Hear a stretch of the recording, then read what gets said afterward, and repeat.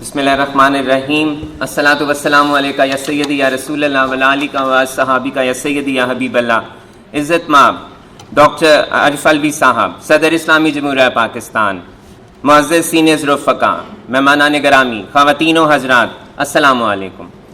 میں تمام معزز مہمانوں کو Lahore chambers of commerce and industry کی 14th LCCI achievement recognition ceremony میں خوش آمدید کہتا ہوں اور آپ سب کا اس ایونٹ میں شرکت کرنے پر تہہ دل سے شکریہ ادا کرتا ہوں. میں صدر پاکستان عزت مآب ڈاکٹر عارف الوی صاحب کا خصوصی طور پر شکر گزار ہوں کہ انہوں نے اس ایونٹ کو بھی ایوان صدر میں منعقد کرنے کی اجازت دی اور تقریب میں بطور مہمان خصوصی شرکت کر کے اس کی رونق کو دوبالا کیا. صدر محترم، جس طرح آپ بزنس کمیونٹی کے مسائل کے حل کے لیے نہایت سپورٹیو کردار ادا کر رہے ہیں، اس کے لیے میں آپ کو خراج تحسین پیش کرتا ہوں. اس کے علاوہ ڈفرینٹلی ایبلڈ پرسنز کو خود مختار اور معاشرے کا فعال شہری بنانے کے لیے آپ کی خدمات قابل تحسین ہیں. آپ اور ہم سب کے لیے انتہائی قابل احترام فرسٹ لیڈی نے جس طرح وومن امپاورمنٹ اور بریسٹ کینسر کی اویئرنیس کے لیے ایکٹیولی کام کیا ہے، وہ یقیناً ہم سب کے لیے ایک مثال ہے. میں بھی تمام حاضرین کرام سے یہ کہنا چاہوں گا کہ آپ اپنی صحت پر خصوصی توجہ دیں. آپ کے لیے جاننا نہایت ضروری ہے کہ بریسٹ کینسر خواتین کے علاوہ مردوں کو بھی ہو سکتا ہے. لہٰذا آپ اپنا میڈیکل چیک اپ وقتاً فوقتاً کراتے رہیں تاکہ کسی بھی قسم کی بیماری کی بر وقت تشخیص ہو سکے. سر، آج کے ایونٹ کا بنیادی مقصد ہمارے ان تمام بزنس مین کی کامیابیوں کو ہائی لائٹ، ایکنالج اور سیلیبریٹ کرنا ہے جنہوں نے اپنے اپنے کاروباری شعبوں میں بہترین کارکردگی کا مظاہرہ کیا ہے.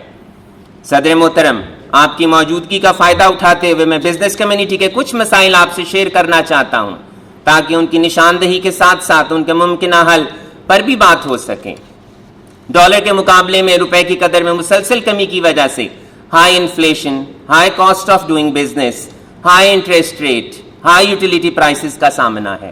ہم یہاں حکومت کی جانب سے لیے گئے حالیہ اقدامات کو ضرور سراہیں گے کہ ان کی کاوشوں کے نتیجے میں ڈالر کے ریٹ میں نمایاں کمی بھی آئی اور ملک میں انٹر بینک اور اوپن مارکیٹ کے ڈالر کے ریٹ کے بڑھتے ہوئے فرق کو بھی ختم کیا گیا ہے. مگر پچھلے چند روز میں ڈالر کے مقابلے میں روپے کی قدر میں پھر سے کمی دیکھنے میں آ رہی ہے، جو انتہائی تشویش کی بات ہے. اس پر فوری قابو پانے کی اشد ضرورت ہے. ہم سمجھتے ہیں کہ روپے کی قدر میں بہت بہتری کی ضرورت ہے اور اس کو ڈالر کے مقابلے میں 200 روپے سے نیچے لانا بے حد ضروری ہے. پچھلے سال ہمارے ایکسپیٹریٹس نے $4 بلین کم ریمیٹنس بھیجی تھی. امید ہے کہ انٹر بینک ریٹ زیادہ ہونے سے اس میں ریکارڈ اضافہ دیکھنے میں آئے گا انشاءاللہ. ٹیکس نیٹ کو بڑھانے کی اشد ضرورت ہے اور اس حوالے سے ہم ہر طرح سے حکومت کے ساتھ ہیں. حکومت کو تمام سٹیک ہولڈرز کو پالیسی بنانے سے قبل آن بورڈ لینا چاہیے اور عوام کو ٹیکس نیٹ میں آنے کے فوائد بتانے چاہیے تاکہ ٹیکس بیس کو بڑھایا جا سکے. اس سال 2.9 million taxpayers returns file ہوئیں جو پچھلے سال سے 3,30,000 زیادہ ہیں. ہماری صنعتوں کو بہت سا خام مال، ضروری کمپوننٹس اور مختلف مشینری جو کہ ملک میں نہیں بنتی انہیں درآمد کرنا پڑتا ہے، جس پر ریگولیٹری، کسٹمز اور ایڈیشنل کسٹمز ڈیوٹی وغیرہ ادا کرنا ہوتی ہیں. ان کو ختم کرنے کی ضرورت ہے. زر مبادلہ کی قلت کی وجہ سے ہماری LCs ابھی بھی نہیں کھل رہی ہیں اور بہت سی امپورٹ کنسائنمنٹس پر ڈیٹینشن ڈیمیجز چارجز جو ہیں ان کی اپنی ویلیو سے بھی زیادہ ہو گئے ہیں. آپ سے گزارش ہے کہ ان چارجز کو ختم کرانے کے لیے اقدامات کیے جائیں تاکہ انڈسٹری کا پہیہ چل سکے. اس کے علاوہ بزنسز کے لیے ود ہولڈنگ ٹیکس کی شرح کو کم کرنے کے ساتھ ساتھ زیر التوا ریفنڈز اور متعدد بار آڈٹ کے مسائل بھی حل طلب ہیں. ہم سمجھتے ہیں کہ کاسٹ آف ڈوئنگ بزنس کو کم کیے بغیر ملک میں انڈسٹریلائزیشن کا فروغ ناممکن ہے. حکومت نے پالیسی ریٹ کو 22% سے زیادہ نہیں بڑھایا جو قابل تحسین ہے، لیکن اس میں جلد ہی کمی لانے کی ضرورت ہے. اس سے معاشی صورتحال بہتر ہوگی اور انڈسٹری کو اپنے معاملات چلانے میں بھی آسانی ہوگی. اکنامک کرائسس سے بچنے کے لیے ہمیں انڈسٹریلائزیشن اور امپورٹ سبسٹیٹیوشن کی طرف توجہ دینی ہوگی کیونکہ ان حالات میں ایکسپورٹس کو بڑھانا ممکن نہیں. وقت آ گیا ہے کہ اب ہمیں اپنی ترجیحات کو ری پرائیورٹائز کرنا پڑے گا. ہمیں ایکسپورٹس بڑھانے کو نمبر 2 پر لانا چاہیے اور امپورٹس کم کرنے کو پہلی ترجیح دینی چاہیے. یہ اسی صورت ممکن ہوگا جب ہم اپنے ملک میں لوکلائزیشن کو فروغ دیں گے اور ویلیو ایڈیشن کی طرف جائیں گے. SIFC کا قیام بہت اچھا اقدام ہے جس سے defence, IT، agriculture, mineral and mines, energy کے شعبے میں دوست ممالک سے سرمایہ کاری کا حصول ممکن ہو سکے گا۔ ہمیں امید ہے کہ اس سے غیر ملکی اور ملکی سرمایہ کاروں کی یقینی طور پر حوصلہ افزائی ہوگی۔ گزشتہ چند برسوں میں دیکھنے میں آیا ہے کہ پاکستان میں اسلامک بینکنگ کا نیٹ ورک بڑی تیزی سے پھیل رہا ہے۔ اسٹیٹ بینک آف پاکستان اور federal Shariah court of Pakistan کی ہدایات کے مطابق کمرشل بینک روایتی بینکنگ کے ساتھ ساتھ اسلامک بینکنگ کو فروغ دینے میں مصروف عمل ہیں۔ ہمیں اس انیشیٹو کو سپورٹ کرنا چاہیے تاکہ اس سے ہماری معیشت میں خیر و برکت کا سامان پیدا ہو۔ ہم ایران، افغانستان اور روس کے ساتھ بارٹر ٹریڈ کے فروغ کے لیے حکومت کے اقدام کو اپریشیٹ کرنا چاہتے ہیں۔ ہماری تجویز ہے کہ ایسے تمام ممالک جن کے پاکستان کے ساتھ پراپر بینکنگ چینلز نہیں ہیں، ان کے ساتھ بھی بارٹر ٹریڈ کا سلسلہ شروع کیا جائے تاکہ ہماری ایکسپورٹس بڑھ سکیں۔ پاکستان اپنی توانائی کی ضرورت کو پورا کرنے کے لیے $17 بلین سے زائد کا کروڈ آئل امپورٹ کرتا ہے، جس سے ہمارے تجارتی خسارے میں مزید اضافہ ہو جاتا ہے۔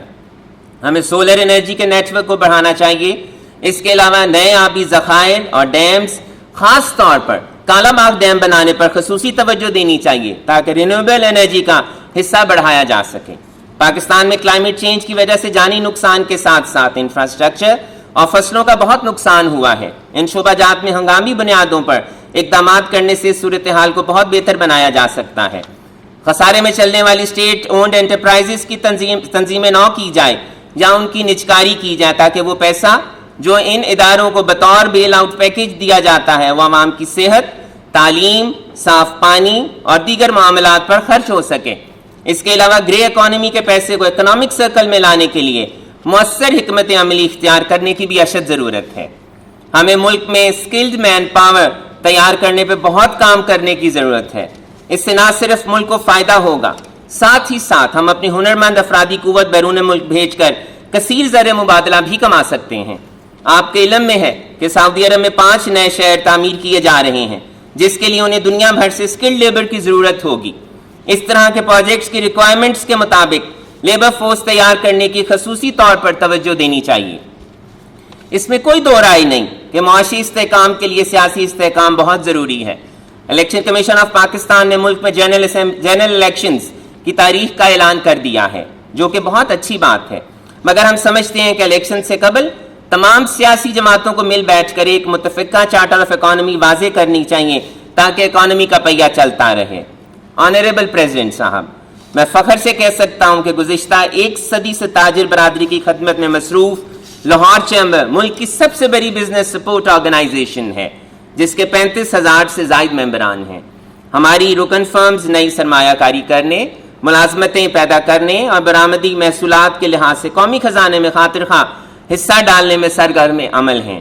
یہ اچیومنٹ ریکگنیشن سیریمنی ہماری کاروباری برادری کو مزید بہتر کارکردگی دکھانے اور پاکستان کو معاشی بلندیوں تک لے جانے کی ترغیب دینے کا ایک بہترین طریقہ ہے۔ مجھے یقین ہے کہ آپ کے ہاتھوں سے شیلڈز وصول کرنا یقیناً ہمارے ممبران کے کاروباری کیریئر میں ایک اہم سنگ میل ثابت ہوگا۔